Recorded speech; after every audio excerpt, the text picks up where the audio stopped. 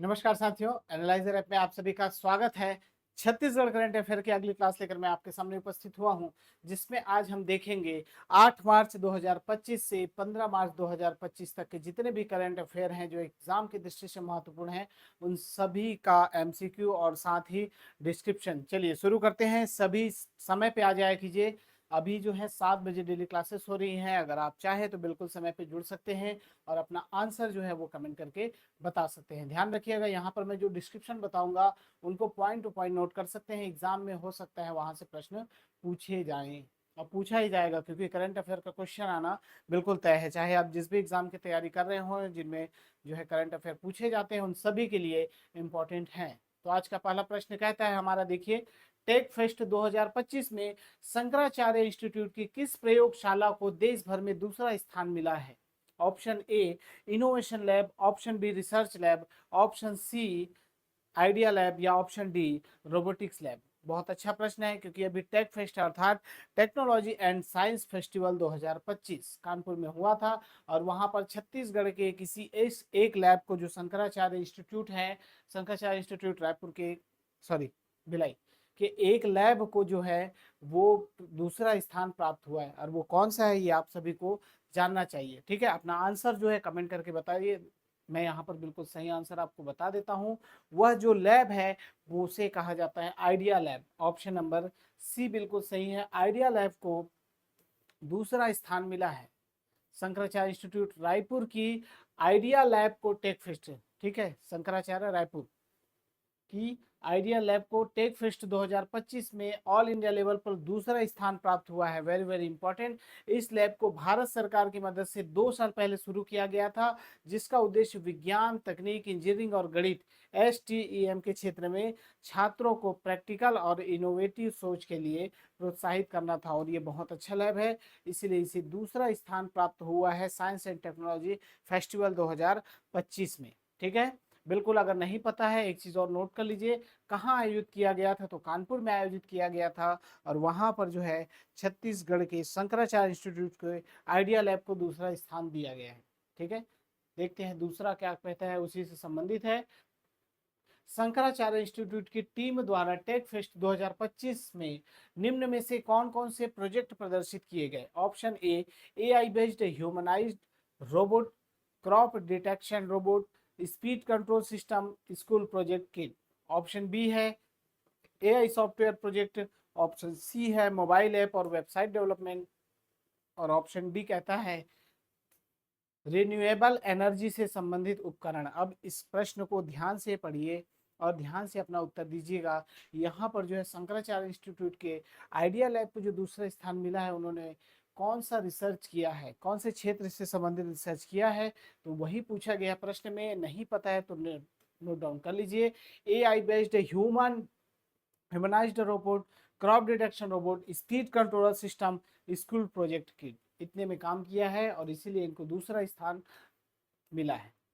ठीक है, चलिए स्क्रीनशॉट कर लीजिए। इतने सारे हैं, सारे के सारे जो हैं AI बेस्ड हैं, आर्टिफिशियल इंटेलिजेंस।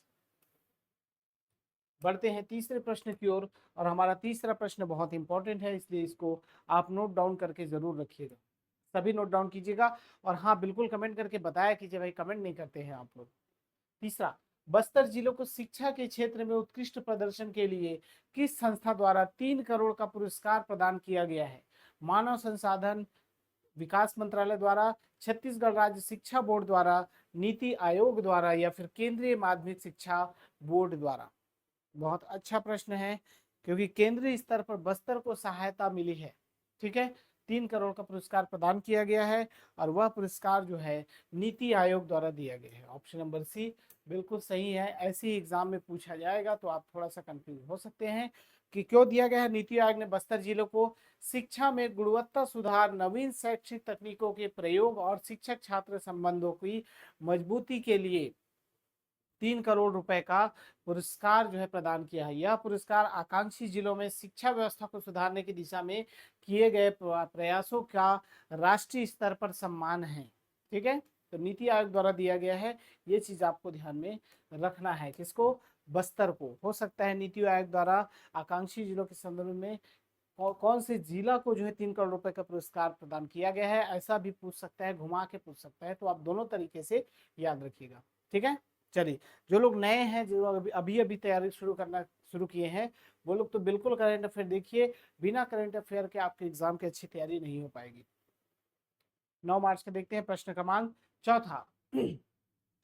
सखी वन स्टॉप सेंटर की SOP मानक संचालन प्रक्रिया जारी करने वाला देश का पहला राज्य कौन सा बना और इसका प्रमुख उद्देश्य क्या है? ऑप्शन ए उत्तर प्रदेश महिलाओं को आर्थिक सहायता देना, ऑप्शन बी महाराष्ट्र महिला उद्यमों को ऋण देना, ऑप्शन सी छत्तीसगढ़ संकट में फंसी महिलाओं को एकीकृत सहायता और सुरक्षा सेवाएं उपलब्ध कराना, या ऑप्शन डी बिहार बालिका विद्यालयों की संख्या बढ़ाना। तो वन स्टॉप सखी सेंटर 181 टोल फ्री नंबर है।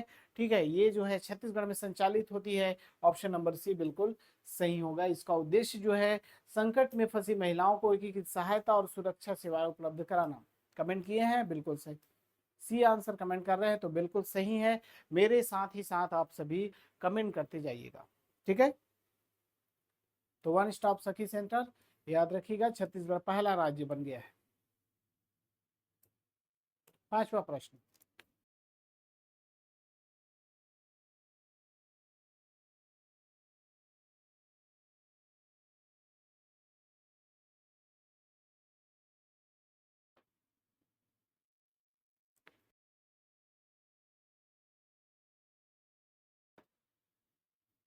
उम्मीद करता हूं 5वां प्रश्न आप सभी ने पढ़ लिया है कि छत्तीसगढ़ के 30 पंचायती राज चुनाव में भाजपा को मिली ऐतिहासिक जीत से कौन कौन सा निष्कर्ष सबसे उपयुक्त है? भाजपा को केवल शहरी क्षेत्रों में जीत मिली है, ग्रामीण क्षेत्रों में नहीं।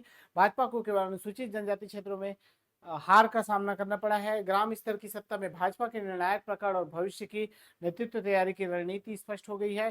कांग्रेस अब भी बहुमत में है, ऐसा कुछ नहीं है। ऑप्शन नंबर सी यहाँ पर बिल्कुल सही होगा, क्योंकि 33 में से 31 सीट जो है वो किसने जीती है? भाजपा ने। ठीक है, और एक चीज आओ, लोकसभा और विधानसभा में 33% महिलाओं को आरक्षण दिया जा रहा है, वो भी जो इससे पहले मैंने बताया उसके लिए। यहाँ पर क्या हो जाएगा? ऑप्शन नंबर सी बिल्कुल सही है। ध्यान रखिएगा कितनी सीट जीती है? 33 में से 31 सीट पर जो है अभी 30 पंचायती राज जो हुआ है उसमें किसका है? बीजेपी के नेता चुने गए हैं। ठीक है, बढ़ते हैं अगले प्रश्न की ओर। कहता है छत्तीसगढ़ सरकार के नवीन निर्देश के अनुसार विभिन्न विभाग, उपक्रम व अर्धशासकीय संस्थाएं जन कल्याणकारी योजनाओं के विज्ञापन व प्रचार कार्य किस माध्यम से अनिवार्य रूप से कराएगी? ऑप्शन ए भारत सरकार की प्रेस सूचना ब्यूरो से, ऑप्शन बी निजी मीडिया एजेंसियों से स्वतंत्र रूप से, ऑप्शन सी केवल छत्तीसगढ़ संवाद के माध्यम से या उसकी NOC के बाद अन्यत्र, या फिर ऑप्शन डी राज्य के शिक्षा विभाग के माध्यम से। प्रश्न बहुत इंपॉर्टेंट है, थोड़ा सा घुमावदार हो सकता है, लेकिन एग्जाम की दृष्टि से महत्वपूर्ण है। ठीक है, तो जो है छत्तीसगढ़ सरकार के नवीन निर्देश के अनुसार विभिन्न विभाग, उपक्रम, अर्धशासकीय संस्थाएं जन कल्याणकारी योजनाओं के विज्ञापन व प्रचार कार्य जो है वो केवल और केवल छत्तीसगढ़ संवाद के माध्यम से या उसकी NOC के बाद किसी और से। ऑप्शन नंबर सी बिल्कुल सही होगा। अभी अभी निर्देश जारी किया गया है। बढ़ते हैं अगले प्रश्न की ओर। अगला प्रश्न भी बहुत इंपॉर्टेंट है, क्योंकि ये जो है एक प्रकार से साइंस से संबंधित है, साइंस। ठीक है, EGKV की PhD स्कॉलर द्वारा विकसित की गई महाराजी म्यूटेंट 2 चावल की किस्म किस स्वास्थ्य समस्या में उपयोगी पाई गई है? ऑप्शन ए मधुमेह नियंत्रण, ऑप्शन बी हृदय रोग उपचार, ऑप्शन सी एनीमिया में हीमोग्लोबिन बढ़ाने, या ऑप्शन डी उच्च रक्तचाप को घटाने के लिए। ठीक है, ये बहुत इंपॉर्टेंट प्रश्न है। रायपुर में अभी इसका रिसर्च हुआ है और चावल की विभिन्न वैरायटियों से ये निष्कर्ष निकाला गया है, और यहाँ पर जो निष्कर्ष निकला है वह एनीमिया में हीमोग्लोबिन बढ़ाने के लिए जो है यह महाराजी म्यूटेंट 2 चावल के किस्म बहुत उपयोगी है। ठीक है, और इसको जो है ढूंढा है वह डॉक्टर अंतरा थाडा, जो कि इंदिरा गांधी विश्व कृषि विश्वविद्यालय की पीएचडी स्कॉलर है, इन्होंने ही यह शोध किया है और बताया है कि एनीमिया के लिए बहुत फायदेमंद है। उसी से अगला प्रश्न है, कहता है कि डॉक्टर अंतरा ठाडा द्वारा उपयोग की गई मेटा बोलोमिक्स तकनीक का प्रयोग किस उद्देश्य के लिए किया गया था? ऑप्शन ए, चावल की पैदावार बढ़ाने के लिए, चावल की औषधि क्षमता बढ़ाने के लिए उर्वरकों का चयन, ऑप्शन सी, चावल में पाए जाने वाले यौगिक की पहचान और विश्लेषण, और ऑप्शन डी है, चावल की कीमत तय करने के लिए। एनीमिया के लिए रिसर्च किया और इन्होंने पाया और चावल में पाए जाने वाले विभिन्न यौगिक जो हैं वह एनीमिया के समय बहुत फायदेमंद होते हैं। ऑप्शन नंबर सी बिल्कुल सही है। उनके विभिन्न यौगिकों की पहचान और विश्लेषण के लिए डॉक्टर अंतरा थाडा को जो है वो दिया गया है। ठीक है, नाम देख लीजिए, अंतरा थाडा पीएचडी कर रही हैं, इनको दिया गया है स्कॉलर। अगला 11वां प्रश्न, सॉरी 9वां प्रश्न, बहुत इंपॉर्टेंट, और सभी प्रश्न के क्रमांक के साथ आंसर किया कीजिए। 9 का ए, बी, सी या डी ऐसे। ठीक है, प्रश्न क्रमांक के साथ मुझे आंसर कीजिए, इसमें कमेंट कीजिए सभी। और सेशन पसंद आता है तो बिल्कुल लाइक कीजिए भाई। ठीक है, नहीं पसंद आता है तो बिल्कुल कमेंट करके बता दीजिए कि सर इसमें ऐसा और कुछ होना चाहिए या ऐसा बताइए, मैं कुछ सुधार करूंगा। ठीक है, लेकिन बताइए, मेरे हिसाब से जो है एग्जाम की दृष्टि से बहुत अच्छा एमसीक्यू चल रहा है। और ऐसी सेशन अगर आप आगे जारी रखना चाहते हैं तो बिल्कुल बिल्कुल कमेंट किया कीजिए। 9वां प्रश्न, निम्न में से कौन सी कंपनी छत्तीसगढ़ में परमाणु ऊर्जा परियोजना पर 80,000 करोड़ का निवेश करने जा रही है? 80,000 करोड़ रुपए का। Option A, Adani power, option B, Jindal power, option C, NTPC, या ऑप्शन डी, शारदा एनर्जी। अभी छत्तीसगढ़ में जो निवेश है कुल जो है 3 लाख करोड़ रुपए निवेश का जो है प्रावधान अभी मिला है या फिर प्रावधान है। और अलग अलग कंपनियां छत्तीसगढ़ पर निवेश करना चाहती हैं। प्रमुख रूप से 4 कंपनी हैं, उनमें से अभी 80,000 करोड़ रुपए जो है वो लगाने जा रही है NTPC. Option number C, NTPC का अगर फुल फॉर्म आपको पता होगा तो मुझे कमेंट करके बता सकते हैं। देखते हैं कितने लोगों को पता है। छत्तीसगढ़ की energy, Chhattisgarh energy investor summit हुआ था अभी रायपुर में। ठीक है, उसमें कई कंपनियों ने निवेश के लिए ऐलान किया, जिसमें टोटल 3 लाख करोड़ रुपए का निवेश है। इसमें प्रमुख रूप से कंपनियां जो है वो 4 कंपनियां का नाम मिलता है, नोट डाउन कर लीजिए। एनटीपीसी जो है परमाणु ऊर्जा को लेकर 80,000 करोड़, ठीक है, 4,200 मेगावाट प्रोजेक्ट लाएगी बिजली का। अदानी पावर जो है वह लाएगी 66,720 करोड़ का। ठीक है, इसके अलावा जिंदल जो है वह 12,800 करोड़ रुपए, और शारदा एनर्जी जो है 5300 करोड़, ठीक है, रायगढ़ में लगाएगी।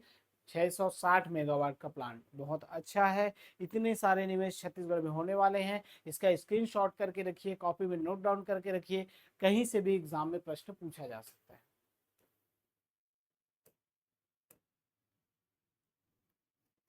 ठीक है, आवाज सभी को आ रही है? कमेंट करके बताइएगा, आवाज नहीं आएगी तो बिल्कुल तुरंत कमेंट कर दीजिएगा। 10वां प्रश्न कहता है, इंटरनेशनल मास्टर्स लीग के किस मुकाबले में श्रीलंका मास्टर ने इंग्लैंड को हराकर 8 अंकों के साथ तालिका में शीर्ष स्थान प्राप्त किया? ऑप्शन ए, लीग स्टेज का पहला मुकाबला, ऑप्शन बी, फाइनल मुकाबला, ऑप्शन सी, सेमीफाइनल मुकाबला, या ऑप्शन डी, लीग स्टेज का मैच जिसमें संकारा ने शतक लगाया था। ऐसे अजीब अजीब प्रश्न भी आपको देखने को मिल सकते हैं, और यह संकारा के शतक से ही संबंधित है, इसलिए ऑप्शन नंबर डी बिल्कुल सही है। लीग स्टेज का मैच था जिसमें संगकारा ने शतक लगाया था। ऑप्शन नंबर डी बिल्कुल सही है। श्रीलंका मास्टर ने इंटरनेशनल मास्टर लीग के लीग स्टेज में खेले गए मुकाबले में इंग्लैंड मास्टर को 9 विकेट से हराया। यह जीत श्रीलंका के लिए बहुत महत्वपूर्ण रही, क्योंकि इस मैच के बाद वह 8 अंकों के 7 अंक तालिका में शीर्ष पर पहुंच गई थी। उनके लिए एक निर्णायक मैच था। अगला प्रश्न उसी से संबंधित है कि श्रीलंका की जीत में संकारा और रोमेश कालू वितरण की पहले विकेट की साझेदारी कितने रनों की रही? कितने रनों की रही है? बिल्कुल सभी को सही आंसर पता होना चाहिए, 108 रनों की रही। नोट डाउन कर लीजिए, ऑप्शन नंबर बी बिल्कुल सही है। ठीक है, 47 साल के संकारा का सीरीज में पहला शतक था और इंग्लैंड जो है इससे बाहर हो गया। 108 रनों की पारी थी, इंपॉर्टेंट है, इसीलिए एग्जाम में ये पूछा जा सकता है, क्योंकि जो ऐतिहासिक दर्ज होते हैं ना तो उन्हीं को ही पूछा जाता है। जो ऐसी घटनाएं जो पहली बार होती हैं, पहली बार घटित होती हैं, वो सब रिकॉर्ड वगैरह बनते हैं, वो सब। ठीक है, बढ़ते हैं अगले प्रश्न की ओर। कहता है 12वां प्रश्न 12 मार्च का, कांगेर वैली राष्ट्रीय उद्यान को यूनेस्को की टेंटेटिव लिस्ट में किस विशेष प्राकृतिक विशेषता के कारण सम्मिलित किया गया है? ऑप्शन ए केवल वन्य जीवों की अधिकता के कारण, ऑप्शन बी ऐतिहासिक युद्ध स्थल के रूप में, ऑप्शन सी कोटमसर गुफा की जैव विविधता, अंधी मछलियों की उपस्थिति और दुर्लभ भूगर्भीय संरचनाओं के कारण, ऑप्शन डी वहां उपलब्ध चावल की विशेष किस्म के कारण। बहुत अच्छा प्रश्न है। जो अभी शामिल किया गया है उसका एक ही प्रमुख कारण है कि बस्तर की कुटुम्ब सर गुफा। ऑप्शन नंबर सी, बस्तर की कुटुम्ब सर, इतने अच्छे हैं वहां पर, मैं तो गया हूँ। आप लोग जो गए हैं वो कमेंट करके मुझे बताइए कौन कौन जो है कुटुम्ब सर गुफा घूमने गए हैं। वहां जब आप जाएंगे तो नेचुरल का एक ऐसा नज़ारा देखने को आपको मिलेगा जो आपने कभी नहीं देखा, बहुत अच्छा लगता है। बाहर घूमने के बजाय अपने छत्तीसगढ़ में ही इतने सारे जगह हैं जहाँ आप अच्छे से घूम सकते हैं और ऐसे ऐसे अनुभव प्राप्त कर सकते हैं जो आपको बाहर घूमने से ना मिले। ठीक है, ऑप्शन नंबर सी बिल्कुल सही है, इसीलिए शामिल किया गया है कांगर वैली नेशनल पार्क को। यूनेस्को ने बस्तर जिले के कांगर वैली राष्ट्रीय उद्यान को ऐतिहासिक धरोहर के सीरियल नॉमिनेशन के तहत टेंटेटिव लिस्ट में शामिल किया। टेंटेटिव लिस्ट मतलब वो आपका एक प्रकार से संरक्षित लिस्ट है, जो कि ऐतिहासिक धरोहर के रूप में संरक्षित की जाएगी। ठीक है, इसके अलावा कांगेर वैली राष्ट्रीय उद्यान में कोटुमसर गुफा मौजूद है। इसकी खोज जो की थी वो 1950 में भूगोल के प्रोफेसर डॉक्टर शंकर तिवारी ने की थी। अंधी मछलियों की खोज भी यहाँ पर, अंधी मछलियां आप देखेंगे वहां पर धूप नहीं पड़ती है, इसीलिए उनको अंधी मछलियां कहते हैं। क्यों कहते हैं अंधी मछलियां, ऐसा है क्या? चलिए कमेंट करके बताइए। अंधी मछलियों का घर तो कुटुम्ब सर गुफा को कहते हैं, ये सभी जानते हैं, लेकिन क्यों कहते हैं ये आपको कमेंट करके बताना है। एनटीपीसी का फुल फॉर्म है national super thermal power project. ठीक है, अभी मैंने पूछा था, कुछ लोग कमेंट किए हैं क्या? ठीक, कमेंट कर दीजिए बिल्कुल, अगर आपको पता था उस समय तो। नहीं पता है तो मैंने बता दिया। अगला प्रश्न 13वां, छत्तीसगढ़ विधानसभा में नेता प्रतिपक्ष डॉक्टर चरणदास महंत द्वारा 40 लाख टन धान की नीलामी पर लगाए गए स्थगन प्रस्ताव को स्पीकर द्वारा अस्वीकार किए जाने के बाद विपक्ष की क्या प्रतिक्रिया रही? ऑप्शन ए बहुमत से प्रस्ताव पारित कर दिया गया, कांग्रेस विधायक वेल में घुस गए जिससे वे स्वतः निलंबित हो गए, सरकार ने नीलामी रोक दी, विपक्ष ने धान खरीद प्रक्रिया की प्रशंसा की। तो प्रशंसा तो कोई भी विपक्ष जो है वो करता नहीं है, यहाँ पर कांग्रेस विधायक वेल में घुस गए और जिससे वे स्वतः निलंबित हो गए। ठीक है, अभी लाया गया था, थोड़ा चर्चा में था, इसलिए करंट अफेयर में आ गया है। 40 लाख टन धान के खुले बाजार में नीलामी का प्रस्ताव लाया गया।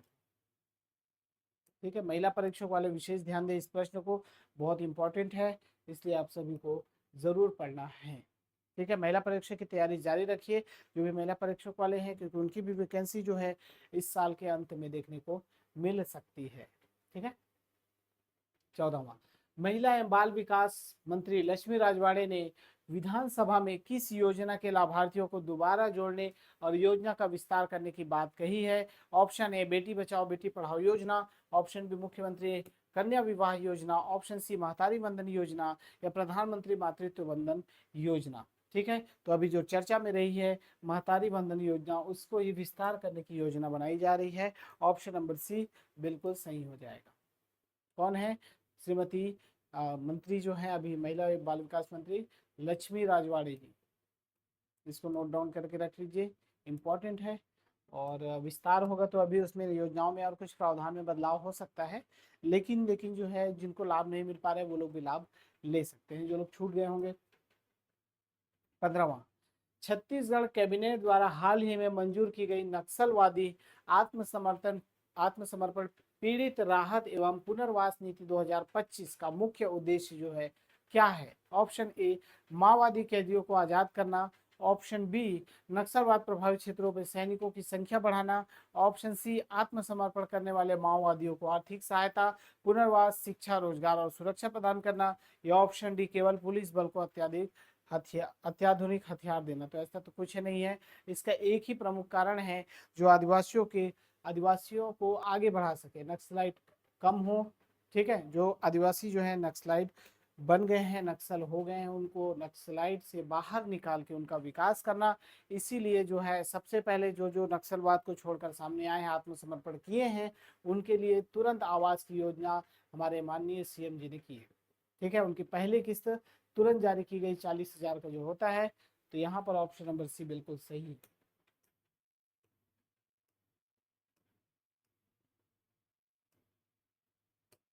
अगला, कब हुआ था बस्तर पंडुम? पिछले क्लास में मैंने बताया था। कमेंट करके बताइए कि बस्तर पंडुम का आयोजन 2025 में कब से कब तक किया जाना है। ऑप्शन नहीं दूंगा, आप लोग कमेंट करके बताइए। कल पढ़े होंगे बिल्कुल, अगर कल नहीं पता है तो कल वाला वीडियो जाके देखिए, उसमें आपको आंसर मिल जाएगा। लेकिन कल ही देखे हैं तो याद होना चाहिए भाई, कब से कब तक का। 16वां प्रश्न कहता है कि बस्तर पंडुम 2025 के प्रतीक चिन्ह लोगों में कौन कौन से सांस्कृतिक एवं प्राकृतिक तत्व सम्मिलित किए गए हैं? बस्तर पंडुम का लोगो बना है। ऑप्शन ए राजकीय पशु और राज्य के प्रमुख नेता। ऑप्शन बी नदियां और फूलों के चित्र। ऑप्शन सी इंद्रावती नदी, चित्रकूट जलप्रपात, वन भैंसा, पहाड़ी मैना, बायसन हॉर्न मुकुट, तुरही, ढोल, सल्फी और ताड़ी के पेड़। ऑप्शन डी केवल संगीत वाद्य यंत्र और जनपद मुख्यालय के नक्शे। बहुत अच्छा प्रश्न है। ऑप्शन नंबर सी देख के समझ में आ रहा होगा, सही है। हो सकता है इस प्रश्न को ऐसा पूछ दिया जाए कि बस्तर पंडुम के लोगों में क्या शामिल नहीं है। ठीक है, यह क्या क्या शामिल है, यहाँ पर तो मैंने एक साथ दे दिया है। क्या क्या है इसमें? इंद्रावती नदी है, चित्रकूट जलप्रपात है, वन भैंसा है, पहाड़ी मैना, बायसन हॉर्न का मुकुट है, तुरही है, ढोल है, सल्फी है, ताड़ी है। तुरही जानते हैं, एक प्रकार का वाद्य यंत्र है, उसी का है। इतनी चीजों को शामिल किया गया है। एग्जाम में ऐसा पूछ सकता है कि कौन सा शामिल नहीं है, इसलिए जो जो शामिल है उसको एक जगह और अच्छे से नोट डाउन करके रखिए। नोट डाउन करके रखेंगे, दोबारा पन्ना पलटेंगे, एक बार याद हो जाएगा। ठीक है। 17वां प्रश्न कहता है Sikasar Kodar tank interlink linking project के लागू होने से छत्तीसगढ़ राज्य को क्या प्रमुख लाभ मिलने की संभावना है? ऑप्शन ए जल विद्युत उत्पादन की वृद्धि। ऑप्शन बी बस्तर में कोयला खनन को बढ़ावा देना। ऑप्शन सी जलाशयों का आपसी जुड़ाव कर 55 गांव के 35,000 हेक्टेयर क्षेत्र में सिंचाई सुविधा प्रदान करना। या ऑप्शन डी शहरी क्षेत्रों में पानी की आपूर्ति सुनिश्चित करना। तो सीकासार जो है कोडार टैंक इंटरलिंकिंग प्रोजेक्ट का मुख्य उद्देश्य है जलाशयों का आपसी जुड़ाव कर 55 गांव के 35,000 हेक्टेयर क्षेत्र में सिंचाई की सुविधा प्रदान करना है। Option number C. कहाँ पर है सीकासार बांध, कौन से नदी पर है, ये आप मुझे कमेंट करके बताइए। ठीक है। पैरी और महानदी, पैरी और महानदी को बेसिन को आधार बनाकर जलाशयों को आपस में जोड़ने का एक महत्वाकांक्षी योजना चल रही है। सीकासार बांध किस नदी पर बनाई गई है, ये आप मुझे कमेंट करके बताइए। ठीक है, पढ़ते हैं सभी छत्तीसगढ़, ऐसे बीच बीच में एक आध प्रश्न रहेगा तो बिल्कुल कमेंट करके बताते जाइए। 18वां प्रश्न कहता है कि परसाही प्रेसाइज्ड लिफ्ट इरिगेशन प्रोजेक्ट के तहत मिनी माता बांगो जलाशय में किस आधुनिक ऊर्जा विकल्प का उपयोग कर 100 मेगावाट बिजली उत्पादन की योजना बनाई गई है? Option A thermal power plant. Option B wind turbine आधारित ऊर्जा उत्पादन। Option C floating solar power plant. या ऑप्शन डी न्यूक्लियर रिएक्टर से विद्युत उत्पादन। बांगो कहाँ है? कोरबा में है, हसदेव नदी पर बनी है और यहाँ पर एक नया प्रोजेक्ट लाया गया है जो कि जो है फ्लोटिंग सोलर पावर प्लांट पर आधारित है। ठीक है, ऑप्शन सी। इससे जो है 100 मेगावाट बिजली का उत्पादन किया जाएगा। एग्जाम की दृष्टि से इंपॉर्टेंट है, नोट डाउन कर लीजिए। ठीक है, और कुछ इंपॉर्टेंट है, 100 मेगावाट है, सौर उत्पादन किया जाएगा। यह प्रोजेक्ट एक हाइब्रिड मॉडल है जिसमें लिफ्ट सिंचाई वही जो है वो सबके लिए जोड़ा गया है। जांजगीर चांपा कलतरा बालोद जिले के 26,350 हेक्टेयर भूमि में सिंचाई की सुविधा सुनिश्चित की जाएगी। ठीक है, अगला रेलवे से संबंधित है। रेलवे और छत्तीसगढ़ वेरी इंपॉर्टेंट। रेलवे में ऑप्शन नंबर क्वेश्चन नंबर 19 केंद्रीय रेल मंत्री के अनुसार छत्तीसगढ़ में वर्तमान में कितने किलोमीटर लंबी रेलवे परियोजनाओं पर कार्य योजना या निर्माण प्रक्रिया चल रही है, चल रही है, ठीक है, ध्यान रखिएगा, बन गई नहीं, चल रही है। Option A 1420 kilometre, option B 2731 kilometre, option C 882 kilometre, या ऑप्शन डी 999 किलोमीटर। बहुत अच्छा प्रश्न है, एग्जाम में ऐसे करंट अफेयर की दृष्टि से पूछ सकते हैं। यहाँ पर याद रखिएगा 2731 किलोमीटर पर जो है रेलवे का कार्य या योजना परियोजना का निर्माण कार्य चल रहा है, जिसमें एक मैंने बता दिया था उस दिन, कौन सा है, हाँ रेलवे का है, ठीक है, रेलवे का है। अभी उसको जोड़ा जा रहा है Pendra road to Gevra road, Gevra road से पेंड्रा रोड डायरेक्ट, है ना। 25 रेलवे परियोजनाओं का कार्य चल रहा है, कुल लागत जो है 37,018 करोड़ रुपए है। इसमें 882 किलोमीटर पूर्ण हो चुका है और 2731 किलोमीटर टोटल कार्य चल रहा है, उसमें से इतना कंप्लीट हुआ है भाई, ठीक है, ये भी उसमें शामिल है। सॉरी, कितना नंबर हो जाएगा ये, प्रश्न क्रमांक 19 और ये प्रश्न क्रमांक 20 है, ठीक है,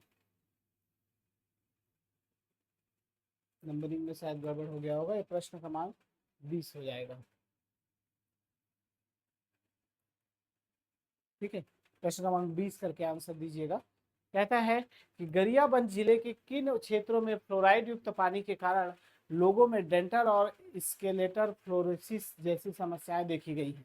सुपेबेड़ा और उसके आसपास का क्षेत्र, गरियाबंद नगर, देवभोग, मैनपुर और गरियाबंद ब्लॉक के 50 से अधिक गांव, या डी रायपुर और महासमुंद ब्लॉक। बहुत अच्छा प्रश्न है, क्योंकि फ्लोरोसिस और डेंटल से समस्याएं जो है फ्लोराइड युक्त पानी पीने से होती हैं, दांत पीले पड़ जाते हैं उससे, उसका। और यहाँ पर जो गरियाबंद में है उसका देवभोग क्षेत्र विशेषता मैनपुर और गरियाबंद ब्लॉक के आसपास के 50 गांव प्रभावित हैं। ऑप्शन नंबर सी बिल्कुल सही हो जाएगा। 90 से अधिक जल स्रोतों में जो है फ्लोराइड की अधिकता पाई गई है और उससे दांत जो है पूर्णतः पीले दिखाई देते हैं, और फ्लोराइड जो है हड्डियों के लिए विशेष नुकसानदायक होता है, ठीक है। इसलिए शुक्र कीजिए कि आपके एरिया में जो है अच्छे पानी मिल रहे हैं जल स्रोतों से।